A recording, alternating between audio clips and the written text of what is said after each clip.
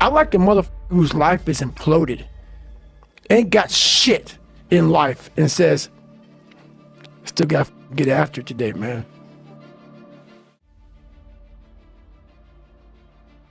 It's who I am, man. A very competitive, ultra competitive dude that take it what you want, man. You start putting yourself in situations that suck, you'll find yourself. It's the only way to find yourself. You don't find yourself, if you like bench pressing and you bench press all the time, what are you finding out? If you like to swim, that's all you want to do is swim, what are you finding out? Put that, people always, people talk about triple down on your strengths. That's the weakest shit in the world. No, triple down on your weaknesses. Find out something about yourself. You already know the good shit. You already know the happy shit. That's why on my Facebook page, everybody goes, why don't you talk about good times? You know how to get through that shit, motherfucker. You don't need you don't need no one to tell you how to get through. It's happy. That's easy shit. I'm going to tell you how you can help yourself get through the times that suck. Real life. This is real life. 90% of your life will suck. 10% will be fucking happy. You may be a lucky guy and have a lot of fucking money, have a great ass woman, all this shit. Trust me, one-on-one with that fucking guy, he's missing something. His life still sucks because he hasn't faced something that bothered him his whole fucking life. Something is still eating that motherfucker up. Everybody. Eating you the fuck up. But maybe you found a good way, how I did growing up, on how to ignore that voice that's saying, you ain't facing some shit. Period, man. I'm not special. I just stopped listening. I listened to that voice. This is why I talk so fucking aggressive. When I say fuck, it's letting you know what I'm thinking. If I try to make it all pretty and shit, that's not what my life was. It was a violent struggle daily to get where I'm at today. I'm not gonna water it down. This shit wasn't fun. It ain't fun today, but I'm happy. That's what weak people miss about my story.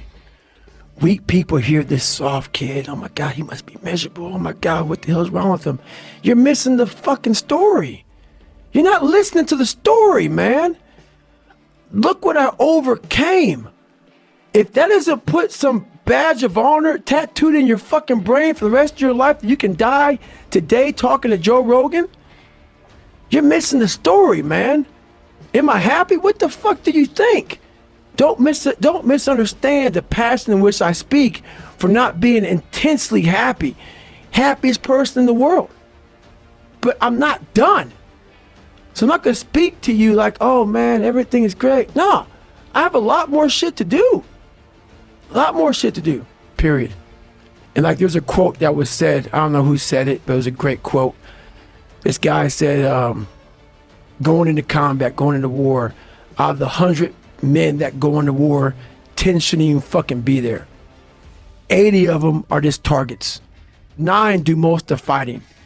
1 is a warrior. And it's a true quote to life. I saw it going through training. I saw it everywhere I went.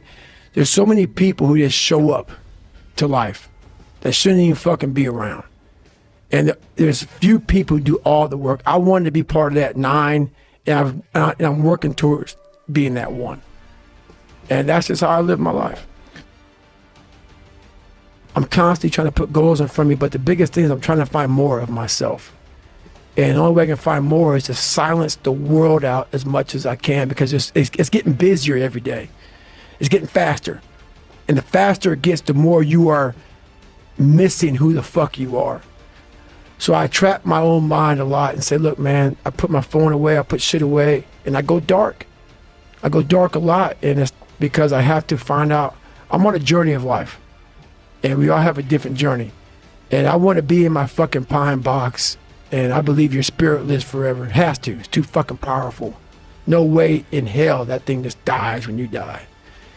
I want to be able to look back on my life when I'm all dead and be so fucking proud of myself forever. This is all temporary shit to me. I want to be forever proud of who I was as a man and change who I used to be.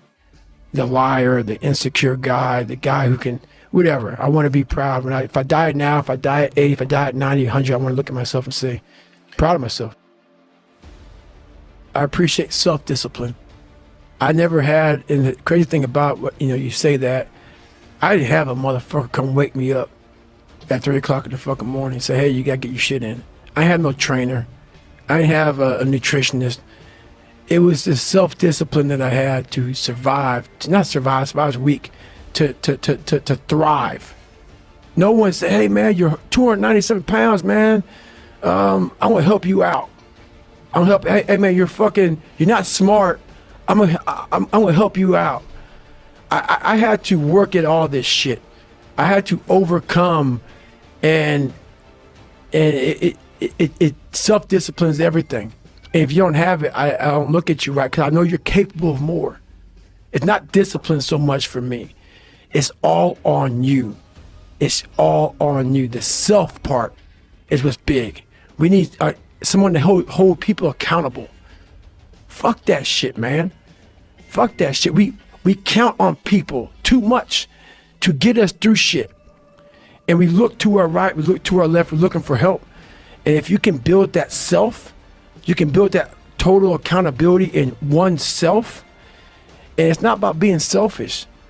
I'm trying to create a better me. So hopefully people who are hearing this are taking it the right way. I want you to see how fucking far you can go. And that's all it's about, yourself. And that's where it all comes from. I paint you a picture of my fucking real life. Period. Like it or not, man. Basically, I'm investing in myself. I'm investing in myself, and I hope that this story can change somebody's life. Not to be me, because it ain't about me, and I try to be as real as I can, because we're all fucking suffering in this world. We're all hurting, and I try to take away all titles you want to give me, and let you know that I did not come from that shit. That's why I have to be so authentic and so real about my own insecurities, my own faults, just being a fucked up person. I'm not the best at anything. I'm not gifted. I'm just driven. My biggest fear in life is people can read right through a motherfucker that's not real. I do it all the time. Like, a lot of people have these great quotes, and they mass produce. I can't mass produce something, man. And they have these great quotes and shit, but are you living that, motherfucker? What you just quoted, and how powerful it may sound, are you getting up every fucking morning? It's not about working out, whatever. Are you really getting the fuck after? Are you just talking to motivate people? The reason I talk so fucking just passionate, because I'm reliving my fucking life. I'm reliving this morning when I got up. I didn't want to do that shit. I'm reliving everything I did, and I can't speak to you like all calm and shit. Shit sucks.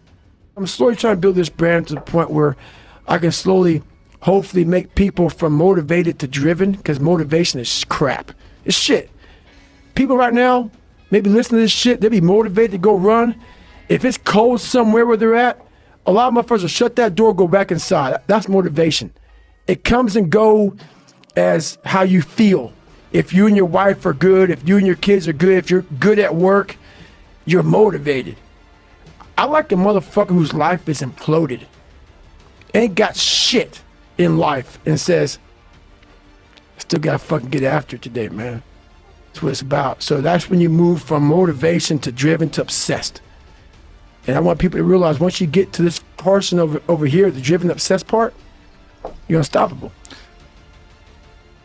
Do I like suffering? I like suffering in the way that is competitive, that brings out the absolute best in me and in everybody else.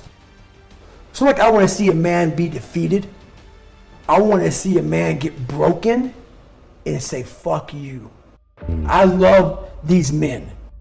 These men I love, but there's very few of them. There's very few of them. And there's very few that are willing to go there more than once.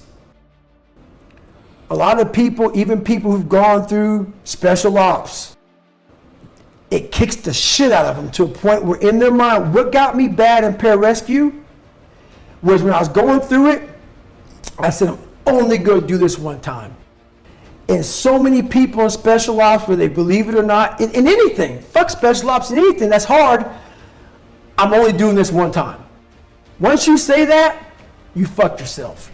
When you get in a horrible situation in life, your mind immediately says, get the fuck out of here. Everybody's does, even if you want to be there. But it starts to have all these different questions in your mind in that 1 second. And it says, okay, why are you here? Why are you doing this? Why this? Why that? Your mind starts to say, yeah, this is stupid. But if you are already knowing that this is going to happen to you, you have all the answers to these questions that your mind starts to give you when you're in suffer mode. Anybody that can accomplish anything that is hard, the only separator is that they really want to be there. There's some people that get inspired, and that inspiration moves them to try to do something. But the inspiration is very high right now in this nice environment. I watch a movie about some badasses, you're inspired. But the second you're not in this environment and you're actually doing what inspired you, that suck factor is now real. You're now there. And only those people who have been there 1,000,000 times in their minds and have lived in that water and have suffered 1,000,000 times and realize my legs may break, my knee may break, my bones will hurt, I will be the coldest I've been in my life, I will be miserable, and accept that. I realized once I was talking to myself the right way and all this shit wasn't in my mind, wow, I went from this piece of shit kid who thought he was dumb, not successful, insecure, who stuttered when I first saw somebody, to a person who can now do all these things just because I now control my own mind. When you get to the point where you really don't care, you become very, very dangerous. I'm not saying don't care like, I don't care if I do that. No, when you don't care about other people and how they view you, about how you walk, how you talk, how you dress, where you want to go with your life. You know, growing up, I didn't want to tell anybody I wanted to be in the military. Because why? Some of my black friends, I was afraid of what they think. Once again, man, you're allowing other people to shackle your mind. It's the worst thing in the world.